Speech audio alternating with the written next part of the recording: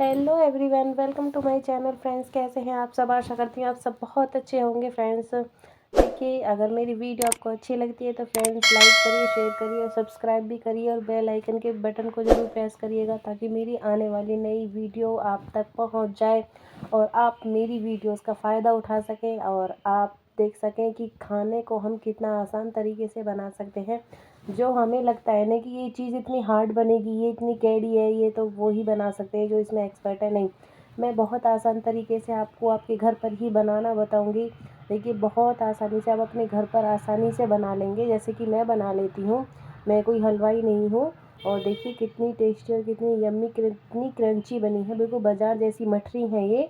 हमने ये नमकीन मठरी बनाई है। और अगर आपको मीठे शक्करपारे की वीडियो देखनी है तो मेरे पीछे वाली वीडियो में आप देख सकते हैं। देखिए, मैंने ये 1 केजी मैदा ली है। आप अपनी क्वांटिटी के हिसाब से कितनी भी मैदा लें, जो मैं मेज़रमेंट बता रही हूँ आप वो 2 केजी मैदा तक में यूज़ कर सकते हैं। मैं आपको बताऊंगी कि इसमें सिर्फ हमें किस चीज़ का ध्यान देना होता है। आप 2 केजी, 3 केजी, 5 केजी कितनी भी मैदा में आप उस सामान को यूज कर सकते हैं। देखिए, सबसे पहले मैंने डाली है कस्तूरी मेथी, जिसका अहम हिस्सा होता है। ये समझ लीजिए कि जैसे कि एक मूवी में हीरोइन का वो होता है ना, इसमें भी एक अहम रोल होता है कस्तूरी मेथी का, क्योंकि बिना कस्तूरी मेथी के वो टेस्ट नहीं आता है। अजवाइन को क्रश करके डालिएगा। ये देखिए, मैंने हाथ से अजवाइन को क्रश कर दिया है। और अब हमें डालना है इसमें, तो थोड़ी मैंने अजवाइन ही डाली है वो। अब हमें इसमें नमक डालना है। पहले हम इसे मिला लेंगे अच्छे तरीके से। और हमें इसमें डालना है, ये देखिए, रिफाइंड। बात है रिफाइंड की। रिफाइंड को हमें उस तरीके से डालना है कि ना कम रहे ना ज़्यादा रहे। हमें इसका मोयन लगाना है। आप देखिए, एक साथ ज़्यादा मत डालिएगा, थोड़ा थोड़ा करके डालिए। और जैसे मैं मसल रही हूँ ना, प्रोसेस तो आपको सेम वही करना है। आपको इसी तरीके से मसलना है, क्योंकि जब हम रिफाइंड डालते हैं ना तो हमारे ये गांठें सी बन जाती हैं। तो ये हाथ से हमें कर करके इसे मसलना है ताकि सब एक जैसा हो जाए और इसमें मोयन का हमें पता लग सके।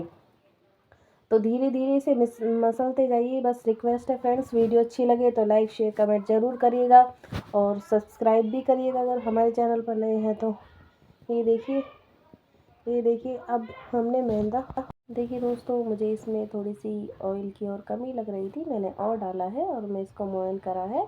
ये देखिए, इस तरीके से मुट्ठी बन जानी चाहिए। तो मैंने आपको बताया ना, आप कितनी भी चाहे 10 किलो मैदा लीजिए, ऑयल हमें इस हिसाब से डालना है कि हमारी ये मुट्ठी इस तरीके से बन जाए।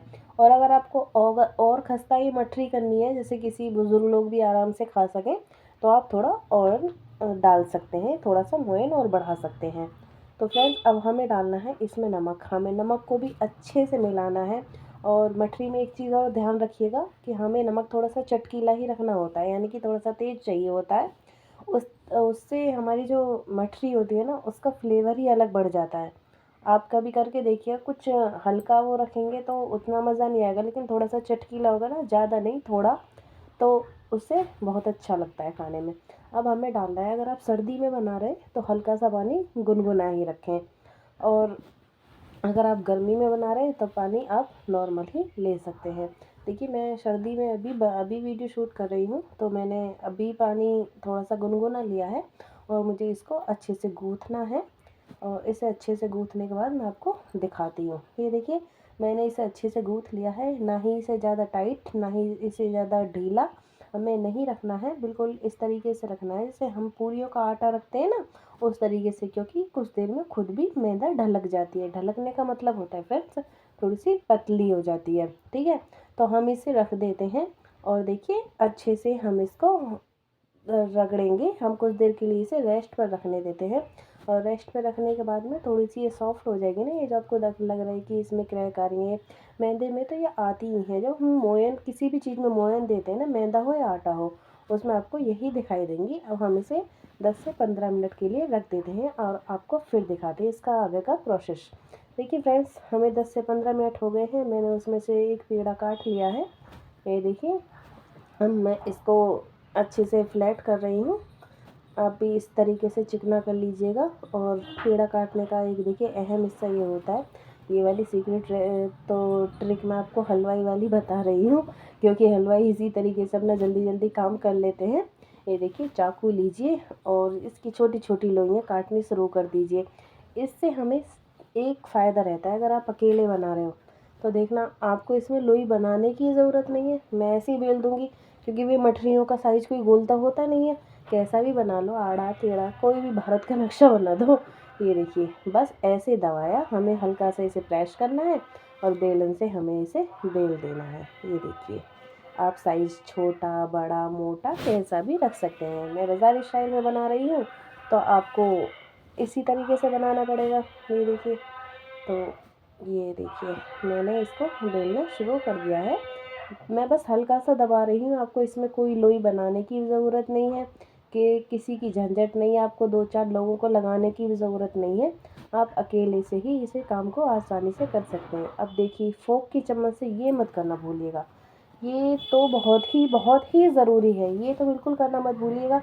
अगर आपने इन्हें बिना करे डाल दिया ना तो आपकी सारी की सारी मछली पूरी की तरह फूलेंगी, क्योंकि भाई ये मैदा है, मैदा ही तो है, इसमें कोई हमने अलग से कोई ऐसी चीज़ थोड़ी डाली जिससे ये नहीं फूलेगी। तो ये मैदा है, इसमें ये फोक चाकू किसी से भी हम ये कर सकते हैं छेद। देखिए मैंने मठरी बनाई थी 1-2 दिन पहले ही बनाई थी, क्योंकि ये तो बनती रहती है तो उसका ऑयल है, मैंने उसी का ऑयल यूज़ करा है। अब मैं इसे डाल देती हूँ। फ्लेम को हमें स्टार्टिंग में बिल्कुल स्लो रखना होता है। मैं चूल्हे पर बना रही हूँ तो थोड़ा सा तेज़ है, और जो हमें इसे फिर जब मीडियम पे जब ये आता है तो थोड़ा हमें हाई करना होता है, और जब ये सिकने को आते हैं तो बिल्कुल हाई फ्लेम पे इसे कर देना होता है। क्योंकि जब तक हमारी मठरी अच्छी ब्राउन कलर की नहीं हो जाती ना, देखिए नीचे से तो हमारी हल्की हल्की सी ये करारी हो गई है, लेकिन अभी आपको ये ऐसे लगेंगी जैसे कि हम पूरियों को पलट रहे हैं। लेकिन ये बहुत मस्त बनती हैं फ्रेंड्स, और क्रंची तो इतनी बनती हैं कि जो हम दांत वाले होते हैं ना, सब दांत वालों को तो बहुत ही पसंद आती हैं, बहुत क्रिस्पी बनती हैं। तो एक बार आप मेरे तरीके से बना कर ज़रूर देखिएगा। तो आपको ये तरीका इतना आसान, सिर्फ 2-4 ही चीज़ों से मैंने इसे इतनी आसानी से बनाया है, और इसका एक सीक्रेट मसाला भी तैयार करा है। अगर आपको उसकी रेसिपी चाहिए तो आप मुझे कमेंट में बताइएगा, तो मैं आपको उसकी रेसिपी बना कर दूँगी। मैं वो सीक्रेट मसाला हर रेसिपी के लिए बनाती हूँ जिसमें मसाले यूज़ होते हैं, जैसे दही बल्ले हुए, मठरी हुई, जो हमें बाज़ार का फ्लेवर लाना होता है ना, बाज़ार वाला टेस्ट आता है, उसी को कुछ चीज़ें ऐसी होती हैं जो वो भी मैंने मसाला जो बनाया है ना, वो घर पर ही आसानी से बन जाता है, आसान तरीके से। उसमें कोई दिक्कत कोई झंझट नहीं होती है, मैं उसे घर में यूँ ही बना लेती हूँ, और जब वो ख़त्म हो जाता है तो मैं आराम से उसे बना कर रख लेती हूँ। देखिए मेरी मठरी गोल्डन ब्राउन सिक गई हैं।